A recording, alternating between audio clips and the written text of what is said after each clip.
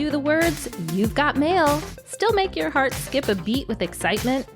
If you still remember having to dial up your desktop computer just to read an email or two that had collected since the last time you dialed up and logged in, you might be a Xennial, and we are too. Hi, I'm Katie. And I'm Danny. And today on Generation In Between, a Xennial podcast, we are talking about one of the biggest forms of communication that has changed and evolved in our lifetimes, and that's email, or the longer version of that, electronic mail, if you prefer. Email is clearly a part of our modern day life here in 2024, with over 2.9 million emails sent every second. And Wow. that's I know it's crazy when you think about it.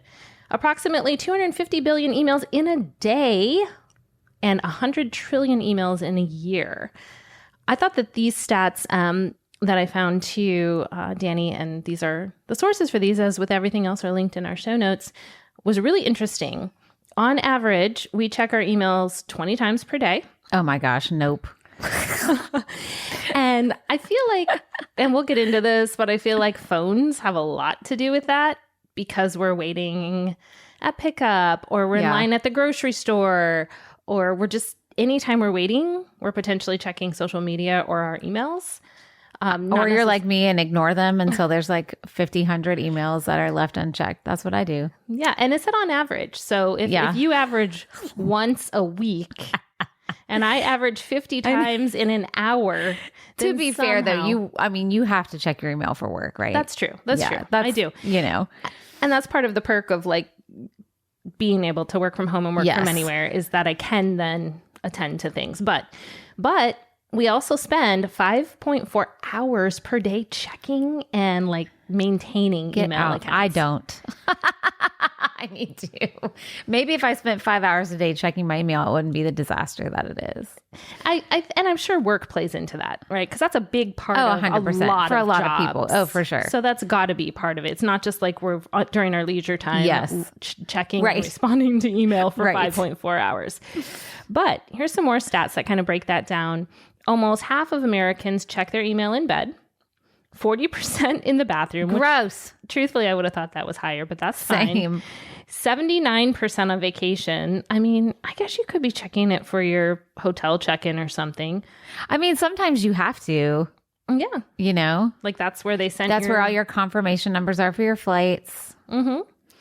And 18% while driving, which obviously is dangerous. What? Who's checking email while driving? I don't know. For real? Not me. Get off your phones, people. Yes, exactly. But here's another one, which I think you'll find interesting. 60% of modern day emails we receive are spam. They're not even emails like we were just saying. Your hotel confirmation, a work email, something from your kid's school. 60% are just straight up ads or something we didn't ask to be in our email. And on an average, only 14% of the emails we receive are considered important. So see, maybe that's okay for you to not be checking. Yeah, I mean, most of the email I get is junk. I mean, I check my business email more, and I check our podcast. Well, we both check our podcast email. But my personal email, it's mostly, I would say my personal email is like 80% crap. It's so annoying. And like, it's just so overwhelming to have to go through it all. It's like, oh my God. And then it's like, if you don't want it, you have to go through each email and like unsubscribe, click the link, and like, I'm not trying to do that 600 times. Yeah. I go through spurts where I do that, where instead of do just you really? mass delete, but I swear it doesn't help somehow. They find a way. I'm telling you, they find a capitalism. That's what it is. We're going to get there. Oh yeah, we'll get there. And I don't know about you, but I'm spending at least 5.5 hours per day checking our podcast email. Maybe you're not. No, but one of the two of us is. Yeah, one of us. Somebody's in there. Yeah. So those are all like today things, right? Modern email life. Yeah. But today, I actually want to hop in our way back Xennial Delorean and look at where email got its start, which is actually long before our Xennial lifetimes, and how it has turned into an efficiency saver or a time suck that we all love or potentially hate or potentially want to ignore if you're Danny and probably many of our listeners. at this point. So, but before we hop in that DeLorean and type in 1965 in our way back where we're going, Danny, what's like your earliest memory of email? When I was driving over here and I knew we were going to talk about email today, I was trying to remember. As we know on this podcast, Danny says all the time, I don't remember that. I remember starting to have access to like internet things like my senior year of high school, which would be 1997, 1998. I don't know if I had an email address then, but I know I had one in college. But we had dial-up internet. Like, that's what existed, and it took forever. And I remember we had to pay, like, to have internet in our dorm room. We had to pay, like, a certain fee or whatever. And it was this big old pain because they had to come and, like, set it up, and you had to be on this list. So you wouldn't have to go to the computer lab, but it was so slow. So it was just easier to go to the computer lab on campus and use theirs and whatever. But I did have email then. And I know I had like my college email address. Mm-hmm. I'm pretty sure my very first email address was a Yahoo email, which P.S. I still have a Yahoo email address. Yeah. And I won't get rid of it. I'm sorry. Too bad, too sad. I'm keeping it.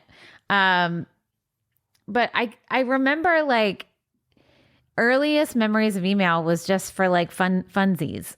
It was like for fun things. Like it was like passing notes, except you could do email, right? And I think I remember more of AOL, Instant Messenger, more so than email. That was definitely like our college years, right? 98, if it's both of us at college, 98 to 2004 or so. Yeah. Like I remember, I have memories. This is so bad. My parents don't listen to this, but my kids do. So I'm going to be, well, one kid does. I remember the first time, this is not email, but it's related. I feel like AOL Instant Messaging is related because AOL was a big email. You've got mail. That's where that comes from. Yeah. Was AOL only. But anyways, when I was a senior in high school, every weekend my girlfriends and I would be sleeping over at somebody's house. It was a big group of us. And I remember one person had the internet and had AOL, and we would get on there in chat rooms. Remember chat rooms? Oh my gosh, yes. I mean, I think they still exist, but I'm sure. But when they first started using them, yeah. Oh my goodness. And shenanigans. I mean, PG-13 rated shenanigans, nothing crazy, but I remember, and we only did it at her house because she was the only one who had like internet at that point in time, which that may have actually been 1996. I don't know. It's the late 90s. Let me put it that way. Yeah. Kind of. So what about you? Gathering around the internet. I think my first email address was a Hotmail address. Troy still has a Hotmail. Does he? That's Tanny Sussman, by the way. Troy at hotmail.com. You can. I think it's something close to that. Like it's not that I love different. It. Yeah. I mean, I think I could probably still log into it if I wanted to, but like you, I had a college specific email address as well.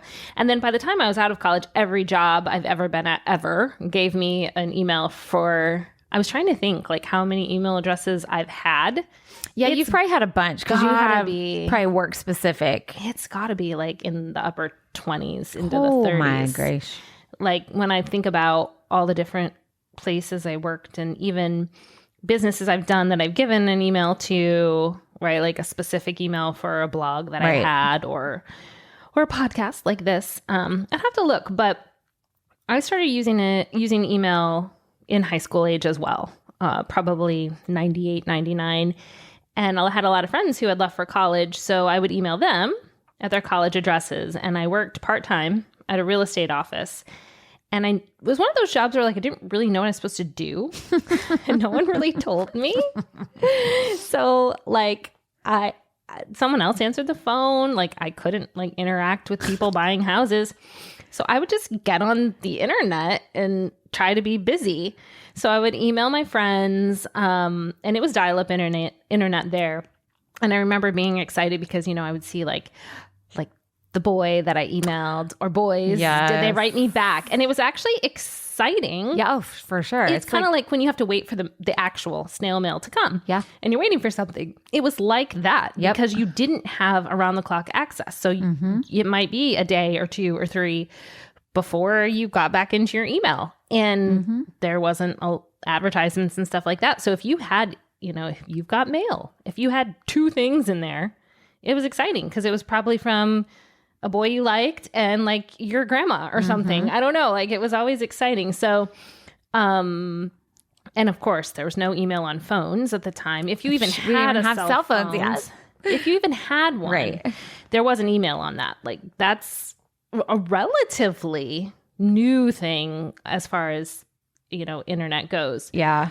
But yeah, so kids listening, I'm going to blow your minds here. But not only did phones not have email, they didn't have internet. No internet. No. When you first got them, I'm talking like late 90s, early 2000s, you could literally call people or text them. You couldn't even text at first. At first, you couldn't even do that. Like when they became more mainstream, I guess, like in our young adulthood. I could text on my phone in college, but it was one of those where you push the number 3 times to write the word. I can't remember the first time I actually sent a text.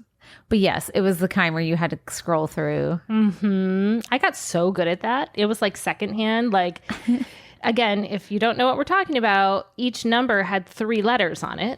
And so if you wanted the letter C, you had to rapidly push the number 2, 1, 2, 3 to get to C. But remember, you also had to pay per text.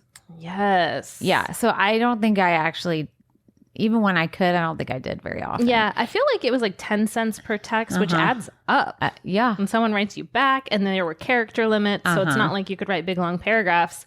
You would just write a sentence and have to send it. But so there was none of that. Obviously, there was no social media on phones. There might have been like a game of Snake or something on your phone. Totally forgot about that. I love Snake. Look it up if you've never played. It's super fun. Or maybe a calculator, a calendar, but no apps, no internet. I was thinking about this. You could take pictures like the early 2000s. I'm talking pre-iPhone, so really anything before 2007.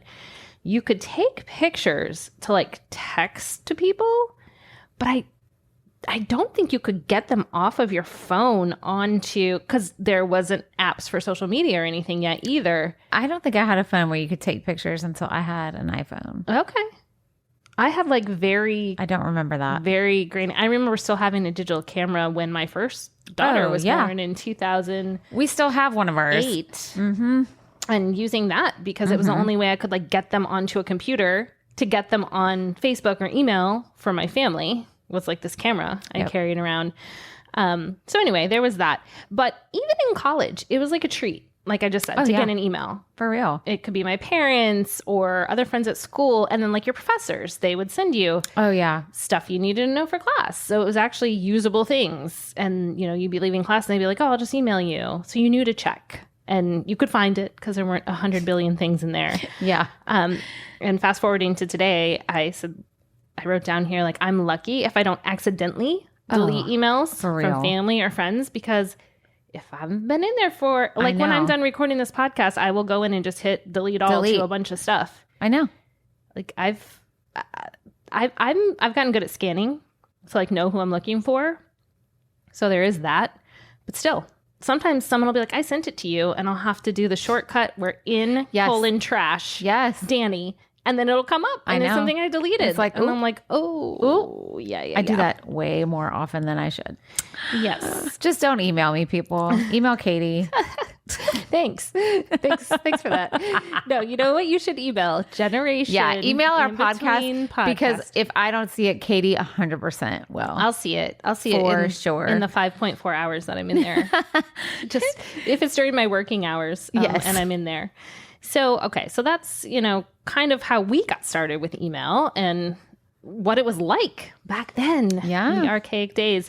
But so let's talk a little bit about the early days of email, even earlier than when Danny and I were young adults, everyone. Yeah. Yes. This predates us. So it's pretty clear. You know how sometimes like in our Happy Meals episode, it's like, well, who really came up with this or that? And there's all these differing stories. I thought that might be the case with email, but it's really not, unless, and this just occurred to me, everyone I'm about to talk to is a white man. So unless there were some people behind the scenes who maybe haven't gotten credit for some of this, which let's just say that's probably the case, or women or something like that. But I'm going to tell you what I did find that most people agree on. So the origins of email can be traced back to MIT, Massachusetts Institute of Technology. And this was back in the early days of computers and computing, when like a computer would take up a full room. Noel Morris and Tom Van Vleek were working there in 1965 when they noticed a memo mentioning the idea of creating a mail command, which is basically like a streamlined way for everyone to communicate with each other. So they looked into it. No one had any ideas. So what they did was they developed a way to leave messages between people who were sharing computers. So you could let a colleague know that their files were done or the project you were working on was done, but only a colleague that was going to use the same computer. So I'm a little confused by this because I'm like, isn't that just like, but then again, this is 1965, like just leaving a little Word doc open with notes in it? I don't quite understand. Well, I'll tell you something. Okay. This was in the 80s, but while I'm reading this, I'm remembering. So my dad was a scientist. Okay. He was an oceanographer. He worked for NASA. He worked at the Stennis Space Center in Biloxi. So we had a computer at home that he would do home computer stuff on.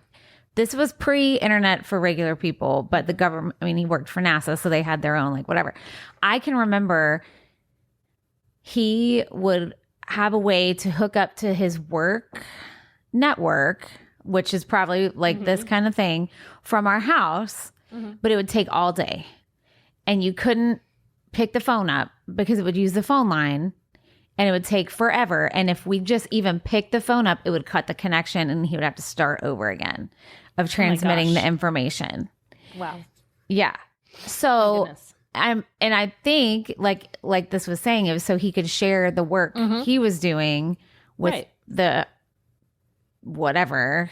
There was no cloud, everyone. Right. Remotely. Yeah. He could do it remotely and it would connect to their whatever stations up there. And but I distinctly remember this because he would be in his office like for all day on a Saturday. And like he would tell us like, don't pick the phone up. And if we would forget, because of the 80s guys, that's how you contacted people. Yeah. And we would pick up the phone and we'd hear all the noises and he'd be like, no, put the phone down.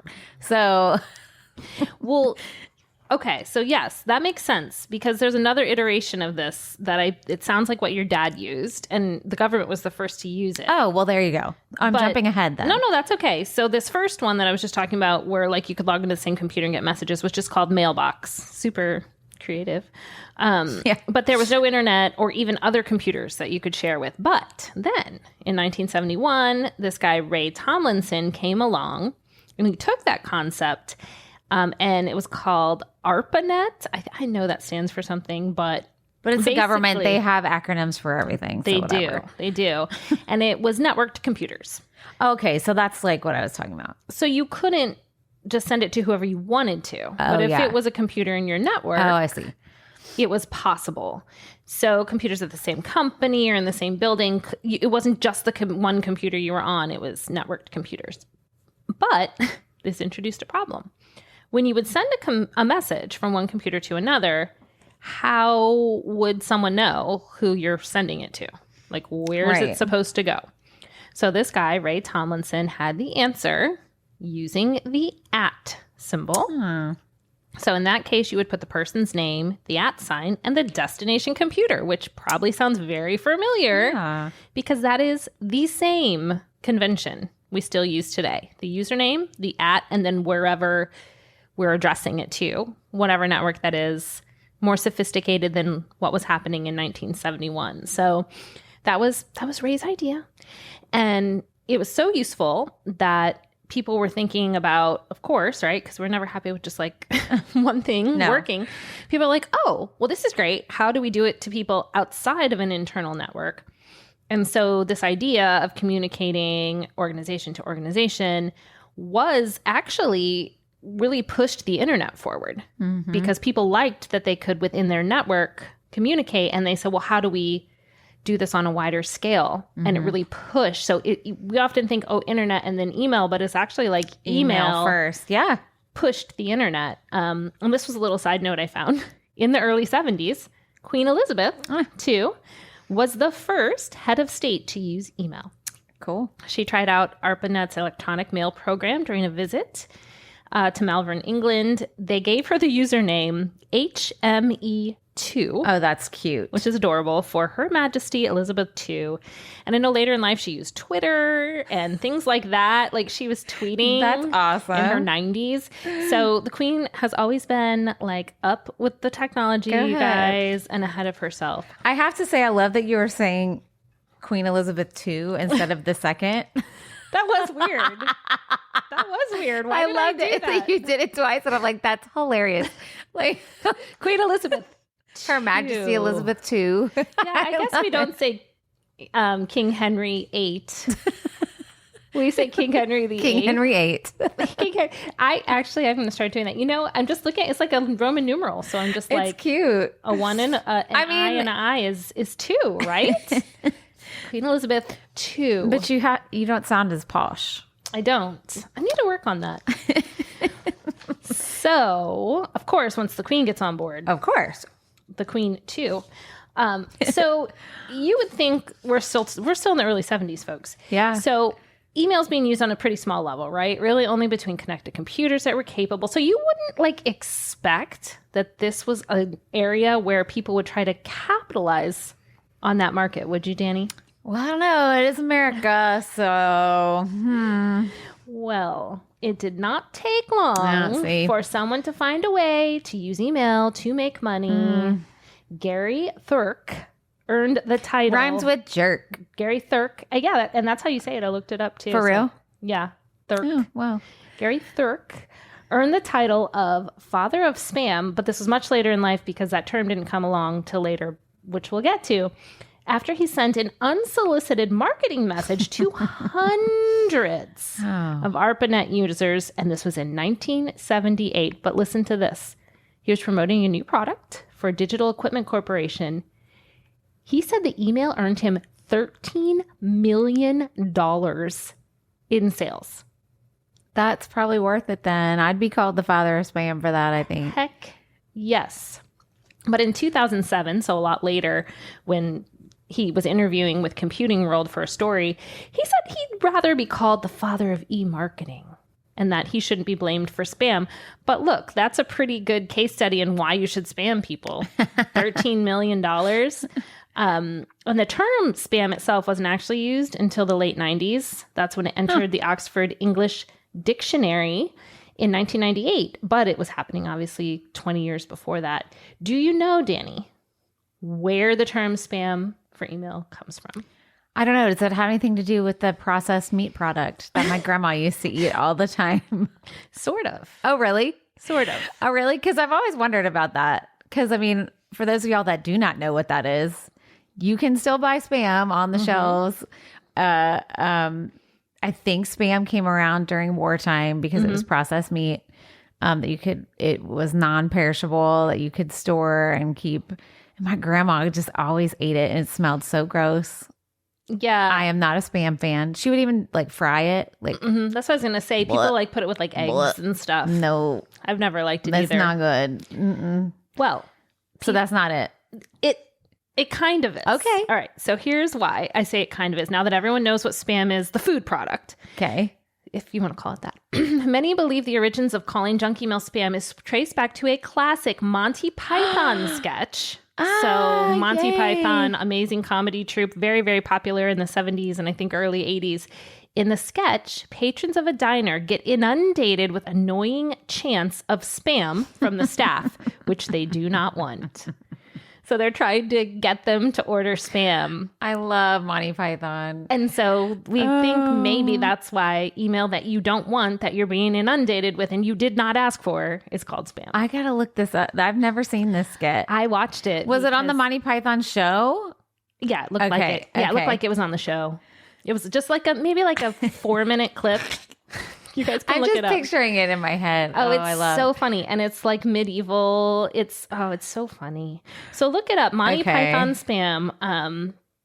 Okay. So we've talked about how interconnected computers could pass electronic messages to each other, but that was a little bit limiting. Although I guess you could make $13 million with just that situation.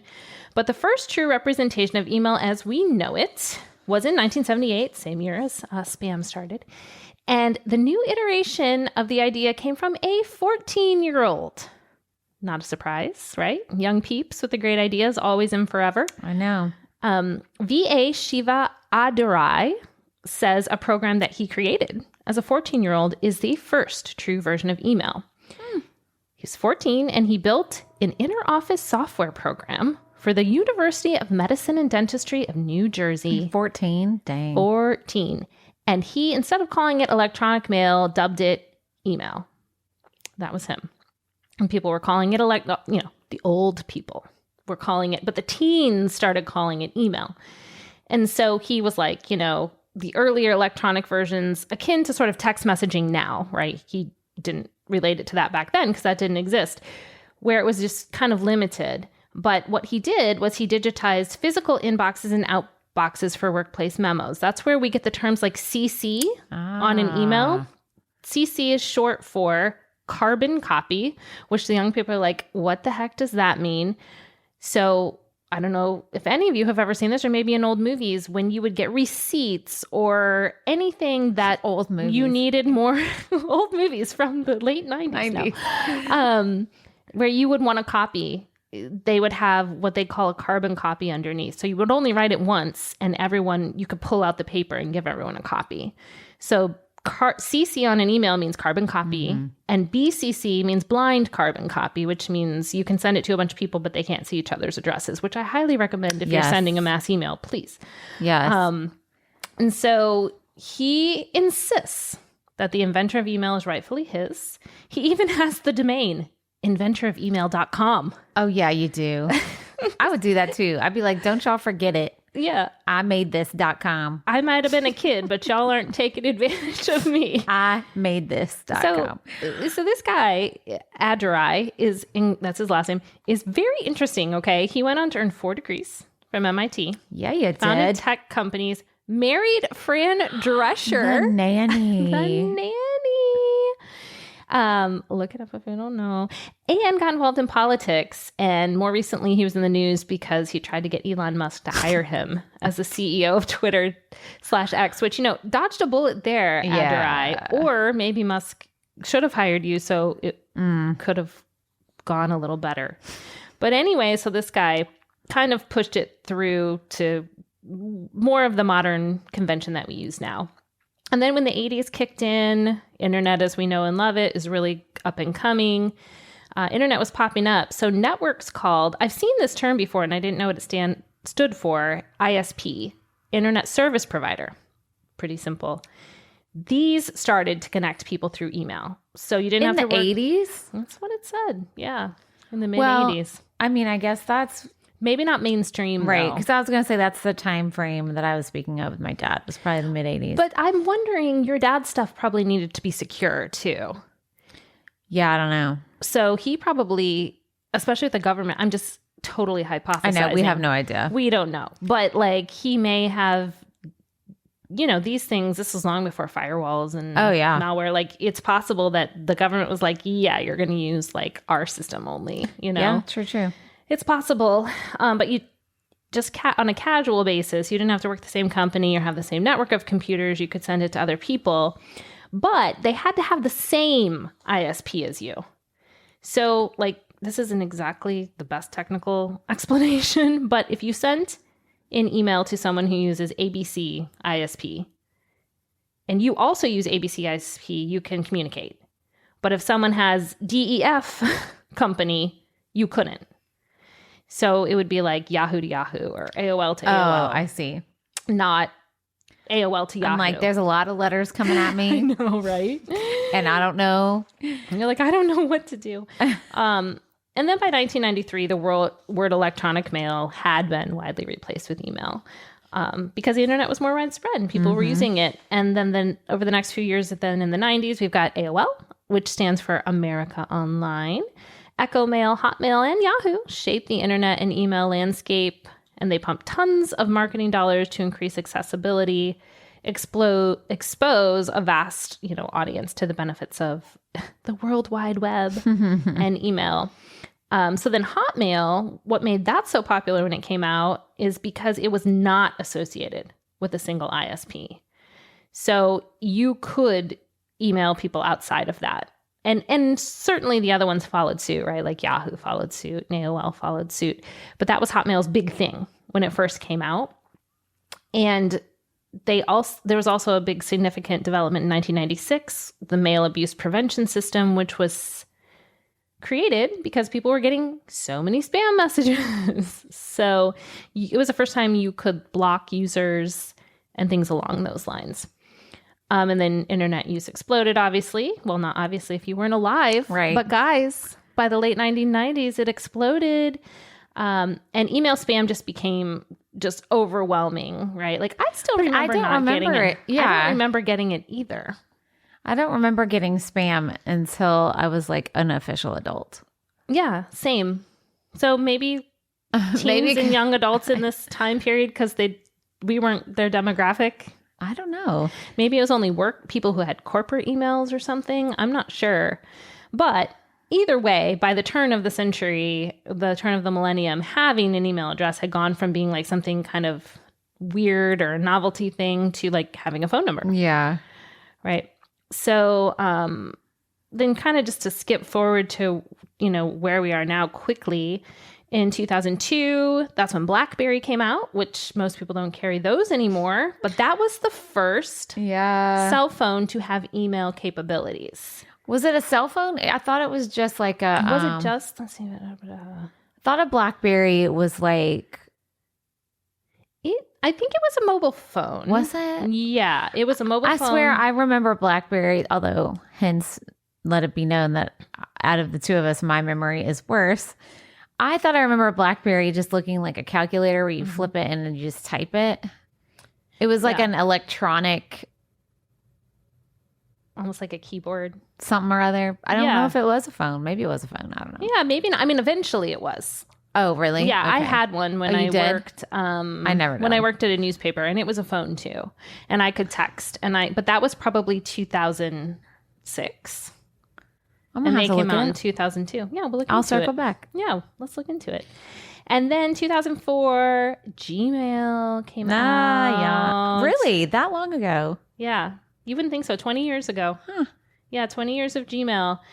So it was kind of head and shoulders above the competitors back then and, kind of continues to be for a lot of reasons. It offered a whole gigabyte of storage space, which is not very much by today's standards, but it was way more than anyone else offered at that time.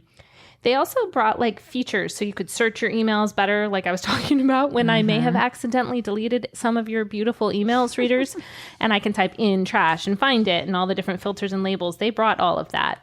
And then they introduced the tabbed inbox in 2013, which is just... you can kind of label things by priority and things along those lines. So it just made it a lot smoother.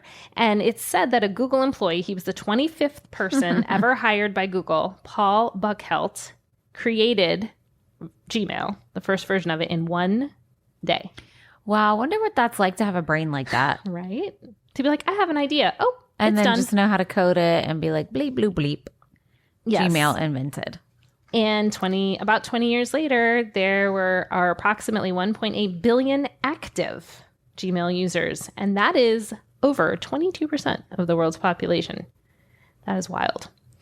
And then 2012, this was Barack Obama's re-election campaign. Yeah. Not 2008 when he was first elected, but by 2012, he used digital marketing really he was the first candidate to really use like the email push and the text push and that sort of things. There's a really great writer, Neil Patel, who has lots of email marketing things you can learn online. And he has a really good article that I'll link in the show notes to kind of email marketing lessons from him. Now, granted, they're from 2012, but some of them, it wasn't written in 2012. So he embraced social media, email marketing. I mean, I think about like even now, you know how you said the unsubscribe? I have tried to unsubscribe from emails that my affiliated political party sends me. And I feel like I've unsubscribed from all of them, and then I still get them. They still find you. They text me now, too. Me too. And it'll like, hey, open just for a second. And I'm like, who is this? And then as soon as I see like the big long paragraph, I close it. I mean, I'm sure it works, and that's why they do it. But it's like, I don't know. I don't like it. And I feel like they're especially aggressive. And I'm sure it's the same no matter what party politics you align with.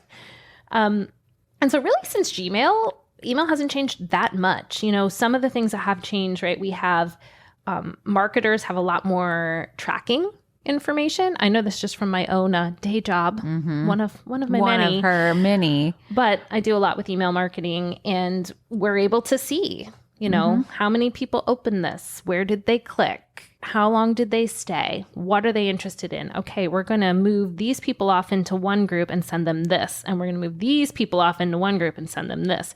And it's not even on like the personal level, like Danny will get this, but it's more like cohorts of people. So we have all of that information now because of servers like Gmail, and then some of these other clients you can use, and then the use of cookies, which is such a funny term. I know. You know, that's another one where you have to agree to cookies. We're not great about it in America. Most American sites, you don't have to agree to it, but anything European, it's a requirement. So you have to agree, yes, I'm being tracked. But in America, you don't have to for the most part. Some companies do it anyway, just as a matter of like, eventually this will be the case and we don't want to get sued.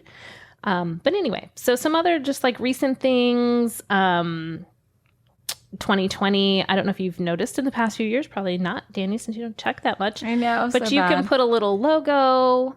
There's little logos that can appear in your inbox if you're, you know, for lack of a better term, verified or prioritized or something like that. Is that where they get blue check verified from? Is that what that is? Yeah, that's part of it. Some of that's on social media. Oh, so but you can do it. But you can do it's similar in your email. And then there's, you know, some Apple has mail privacy protection for a lot of its mail app users. So that's if you use, you know, Apple's mail, not an iPhone to check your mail, but Apple's server. What is Apple's mail? I think it's Mac.com. I'm almost positive. I did not know that. I've never had. So, I mean, it's great if you use their email, but it doesn't really work if you have Gmail on your iPhone. Okay. If that makes sense. A couple other things on here. 2022 ChatGPT, right? The AI platform. And it's sparked debates around how that might impact email marketers and developers just because of the AI writing and that sort of thing. I mean, when I see that, it just kind of says to me, people are worried about their jobs. But, well, I don't like AI creeps me out. It's creepy. That is my middle-agedness coming in, and I do not care. It creeps me out. I don't like it. I feel as much as it helps things, I feel like it takes away a lot as well. Yeah. Jobs are one thing. Oh, jobs are a big one. Yeah. And I think there's certainly efficiencies. If you can look at it like, and I don't think this is the case, but if you can look at it like it makes these things efficient so I can do this instead, like as a worker. But the problem is your employer might not see it that way. Yeah. But if you could look at it that way and it actually worked that way, oh, we actually get to work on bigger picture things because this thing is doing all our scheduling or writing our blog posts or posting our social media for us or whatever. But, you know, that's not always what happens. And then in 2023, just last year, Yahoo Mail and Gmail announced changes that will impact many senders this year in 2024. This includes requiring email authentication, one click unsubscribe, Danny. There it is. There we go. And thresholds for spam complaints. So all of things could have a major impact on email deliverability, meaning like companies, it will have a harder time landing in your inbox. Now, Nice. I feel like when I revisited this, I actually didn't feel better about the whole marketing of my email thing, because I'm like, wait a minute, this stuff was starting to be regulated in the late 90s, and yet it's like worse than ever. Yeah. It's hard though, because I do like getting emails from some places I go, and I look for discounts. I'll go back through my email. I went to Tropical Smoothie today, and I was like, oh, didn't they just send me an email? You know, I do that with Bath and Body Works all the time. yes, me too. Me too. I actually just looked for one the other day because I had clearance stuff, and I wanted to get some pretty hand soaps for my studio. Mm-hmm. And I just like looked at what was on clearance, and there were some great ones, and just bought a bunch, you know. And I looked for that through email. So, and when my mom was still well, she has Alzheimer's now, but we would email all the time. Oh, really? All the time. Well, I mean, email, I was just going to say, do you think email's antiquated? Like, I don't know if it really is. I mean, I remember when Troy was deployed, that the first time he went was in 2006, and internet was sketchy over there at that point in time, but that's the only way we could contact each other. We could not do phone calls. There was no Skype yet. I mean, there was, but it was very not, like, it wasn't as prevalent. Mm-hmm. But even before that, in 2001, the boyfriend I had before I dated my husband, he was in the Marine Reserves, and he was in, well, I don't remember where he was, but that's the only way we communicated as well, was through email. Yeah. And, you know, like you just said, you emailed with your mom. Mm-hmm. So. Yeah. And it really is like I think now too, we have such an overabundance of ways to communicate, kind of what you're saying, the antiquatedness. Like we do have, I saw this meme and it's like so true. It's like, let's have a conversation in text and a totally different conversation in social media. Yes. And I have 10 of those going on with my husband, with my neighbor, with you, Danny. Yeah. Like I'll be like sending you something on Instagram, but then I'll text you something different, and they're not related. I know. It's weird. Right? And my husband and I do that too. We'll be talking about the kids in the text, but then like in the Instagram, he shared something with me, and now we're having a conversation about, you know, Kate Middleton or something. Like it's crazy.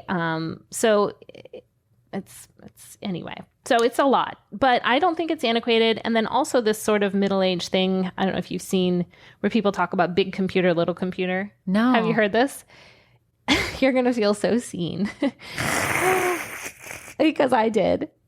And listeners, you too, if you don't already know what this means, that even if you can do something on the phone, there's certain tasks people our age and older will only do on big computer. Oh, facts. Like filling out a form for something, or like buying concert tickets. For me, I will not do on my phone. No. Anything for like the kids that I've got to like register for something and pay. So they talk about like, is this a big computer task or a little computer task? That is so true. I know. It's like, which one is it? And then I think our teenager generation, they do everything on their phone. Everything. They never get on their big computers. The only thing my teenager gets on a big computer for is for gaming. I swear. That's awesome though. I will say my little ones will still, we have like a computer out in a common area where they game because they play Roblox and stuff.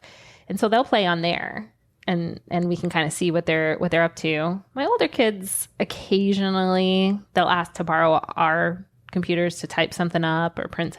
That's the other thing. I used to only print from my computer, and the other day I did figure out how to do it from my phone. And I was like, that was so easy. I know. Caden had to teach me how to print from my phone. I was like, why have I been so averse to this? It's super easy. Instead, I'd just be like, oh, I'm going to do that later. And then I'd be like walking out the door and be like, oh, I don't have my music, or I don't have my ticket, or which also you probably don't even have to print out your ticket. Oh, but yeah, you know not anymore. But even at my studio, when I'm like, kids will be like, oh, I'll just text you, or moms, oh, she's going to text you a picture of her music. And I'm like, well, I better print it out. I'm not going to be able to play it from my phone, you know, like not literally play it on the piano from my phone, because I'm not going to be able to read it. Yeah. Yeah. It's funny. That's so funny. Big computer, little computer. Big computer, little computer. And next time you have that thought where you're like, ooh, I'm going to wait till I'm on my computer. Seriously. It's a thing. It's a real thing. I love that. Well, it was fun. Obviously, there's so many things we can talk about with email. Oh, my God. But I just wanted to kind of like kind of remember. You know, we talk about our analog childhoods and our digital adulthoods. And email, even though it was around a long time before that, really came into its own as we were becoming adults. Mm-hmm. Oh, you know what? I have a fun email story. Yeah. This is a good one to end it with. Oh, good. So when I was a kid, I had a pen pal. Oh. Okay. For those of y'all that don't know what pen pals are. Yeah. And then we got them through school when I was like in elementary school. I had a pen pal in England. Her name was Jenny. How funny is that? She was Jennifer, I swear. And hi, Jennifer. I know. Isn't that hilarious? I wish I could remember her last name. But anyway, we were pen pals from like elementary school all the way up through like high school. And I remember we were pen pals. And then when email started, we would email pen pal each other. Oh, that's so sweet. So you would send them with stamps and stuff, airmail, whatever. Yeah. Before the internet existed. Yeah. For regular people. Yeah. Pen pals. Yeah. You would just write letters to people. Okay. And that's how you would communicate, right? So I love that. I think my school must have had like a partnership with another school in England or something. And like we each got assigned like another, like somebody our age, our grade. Oh, fun. And which would probably never be able to happen nowadays with legal stuff. Yeah, not from schools. You could probably do it on your own. That's what I mean. Yeah. And we would send pictures and like, you know, and so that was a fun little email transition. So when we got email, we would email pen pal instead of writing letter pen pal. That's so fun. And I think we did that through college, and then I don't know, you know what if you still have your same email address, you might be able to find her. I don't. Yeah. I don't really ever log into my Hotmail either, but I was in Yahoo because I still have a Yahoo that some things go to. And I was looking for something like a few months ago, and I did find some emails from my mom, which I was really thankful. Like I was looking for something else, and whatever keyword I put in, an email or two from her popped up. So that made me think, because I use Gmail mostly now, and she doesn't email me there. My dad does, but I was like, I really should like print these out. But then it's like, what am I going to do with them? But then I'm like, my fear is like, what if I get locked out of Yahoo one day? So maybe I should. Which happens. I could forward them to my Gmail. That's what I should do. Forward them, and then I'll BCC you, Danny, and then you'll have a copy too, and then it'll be fine. It'll be fine. But anyway, well, thank you all for coming on this email journey with us, and thanks for listening to Generation in Between, a Xennial podcast. If you liked what you heard or learned potentially, share us with your friends of all generations. Leave us a review wherever you listen to podcasts, y'all. We have gotten the best reviews lately. We thank you so much. We will be sharing some of those probably on social and maybe even in an upcoming episode, but we see them all. We text them to each other. We're so thankful for that, because that is a free way that you can give us some feedback and let other people know to listen. And you can find us on patreon.com, become a monthly supporter for $8 a month. And you'll have some access to some fun things coming up this year. And all of that information I just gave you is linked in our show notes. So until next time, if you're going to @ us, make sure the words Gmail are at the end, or Yahoo if you're emailing Danny, generationinbetweenpodcast@gmail.com. And we will see you guys next time. Bye.